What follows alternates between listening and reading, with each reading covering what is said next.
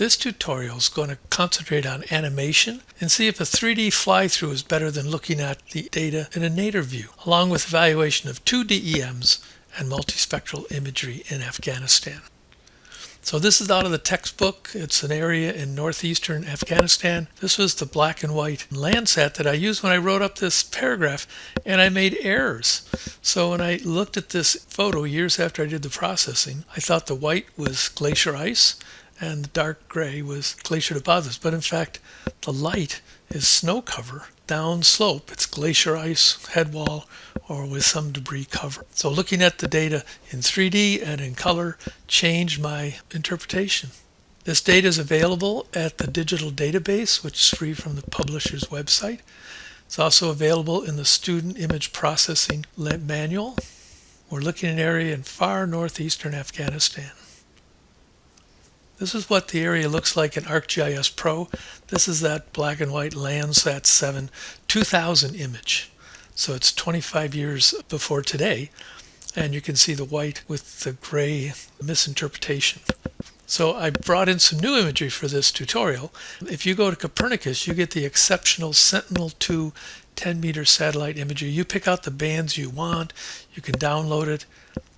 And also in conjunction with the Space Shuttle Radar DEM, I went to JAXA, the Japanese Aerospace Agency, and downloaded their exceptionally good 30-meter radar model, which is also free. So here we're looking at the Space Shuttle 30 meters DEM. You can see the elevation is pretty extreme here. And I'm going to click back and forth, and this is the Space Shuttle. This is the Japanese model. You can see the Japanese model. It's newer technology acquired after the Space Shuttle. Is just cleaner and clearer. We'll go down to this area, zoom in. You can see the Space Shuttle DEM is actually very good, but when you look at it compared to the Japanese, you can see the drainage patterns, even on the ice itself, the indentations from the streams, clearly the ridges. And then this is the Landsat in natural color. This now I understand is snow. This is the glacier ice. This is the deposit downslope, probably put there in the last 4,000 or 5,000 years. The interpretation, it still holds. It's just I have to change the name of the class. So snow cover, glacier ice, head wall, and debris cover. So you can see in many areas the ice is here, and then the shadows, they have the same spectral signature for the classification that was used. And then this is the Sentinel. You can see it's much cleaner. So we'll look at, it's also acquired in 2023, so it's newer. This is the Landsat 7. You can see the retreat. Just clear.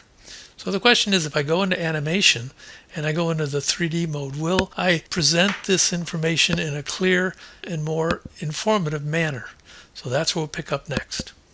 So now we're in 2D looking at the area in the map tab.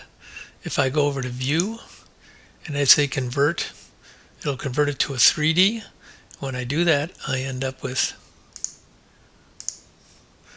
I put in the natural color image. I go down to the lower left, pop up this, and north is up, but I actually want to be looking up the streams at the glaciers in 3D. So I think I touch this. I can just turn it around so I have a more interesting view. Then tip it up. And you can see a really interesting time here. So then if I go to view and I say add, it's going to add a timeline. So what we're going to do is work up this valley and then go across and change some of the layers to see what it looks like in 3D. So I first create my first time frame, and there it is. And then I'm going to zoom in a bit, create a second frame. I'll move this up a bit, continue to move in.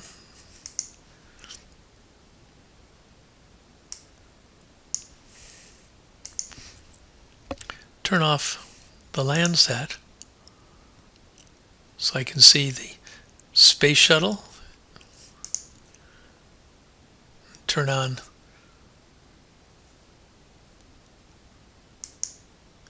And I've discovered that I need to only have one layer on, or else it won't capture that. So I've got my JAXA color. Zoom around and see how great detail. Look at this glacier, that glacier.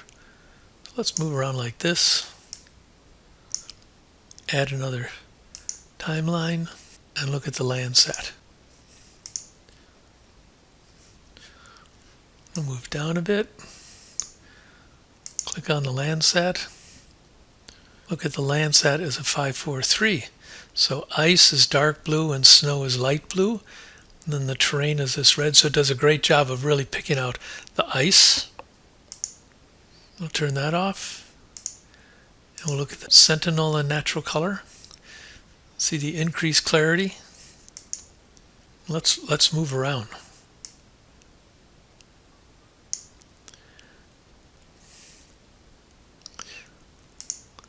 So I'll continue this and I'll build up a time frame, and then we'll come back and we'll label.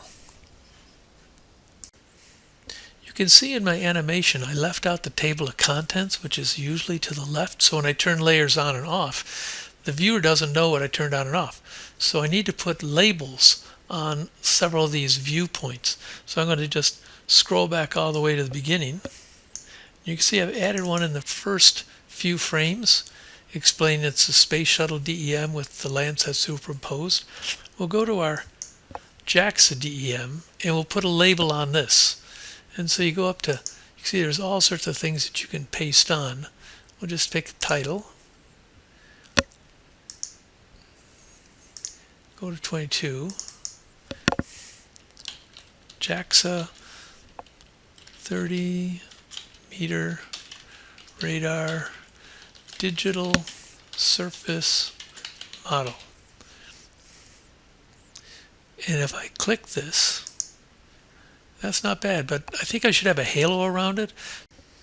So I go over to animation properties, which is, you click on this little tab, and it's a menu that comes up like this. It shows the keyframes, how long the length is for each keyframe, lots of information. Then the overlays, you can see I've added several labels already, and this is the one that I'm saying, maybe I should add DSM at the end. So I can actually edit here by clicking on the yellow edit pencil, DSM. Click it. And I'd like to have a halo around it, so I click on this symbol and apply. And then I don't particularly like the location, so I can use one of these automatic ones, or I can adjust the position myself and slide it up to the top. And when I click the X, it's set. So now let's go back to the beginning and see what this looks like. You can see the label right there. This is the label line, and so I'm going to go ahead and play back. I've only run into one problem. That's synchronizing my labels with the transition to the image. So the JAXA label comes up too early, and this one comes up too early. And so I've got to work on how can I solve that. There's something I'm missing. I left these two unlabeled, so you can see the labels have an advantage. So we can also add a picture to this, and I want to add the legend. So I captured that as a graphic, and so I'll go to image. You can see I have lots of different images. Make it bigger. Put it over here. Good. So now I've got that also included on the frame. I left these two unlabeled, so you can see the labels have an advantage. So it's been an interesting exercise. And then I have this label running for a long time as I zoom around. And so the imagery really looks better in 3D. It's more intuitive, has a lot of advantages, and if I could just synchronize the labels with my transitions for different layers, I'd be set. And so if any of you who are watching this figure that out, just let me know. Thanks. So let's turn all this work into a movie. Go up to Export. You can see you have lots of options. Version 2. we want to change anything, you'll see that we have many frames in this. If I go 10 seconds a frame, so let's say 720, I've got 1,768 clicks. So look how long it's going to take. So it's thinking. So I'll stop the video now. So let's look at the video. It turns out it took 12 minutes to create this video. It's 75 megabytes and it'll run in less than a minute. And what I discovered, much to my surprise, is that my labels are synchronized with the transitions of the imagery. So it's really quite spectacular. So I can see I can do a lot more creative work with this animation than I could in the 2D ArcGIS Pro or just a standard PowerPoint. So I just have a good enough computer to crank through it. So that concludes making a animation with ArcGIS and looking at the difference between a Space Shuttle DEM and the JAXA DEM and Sentinel imagery and the Landsat.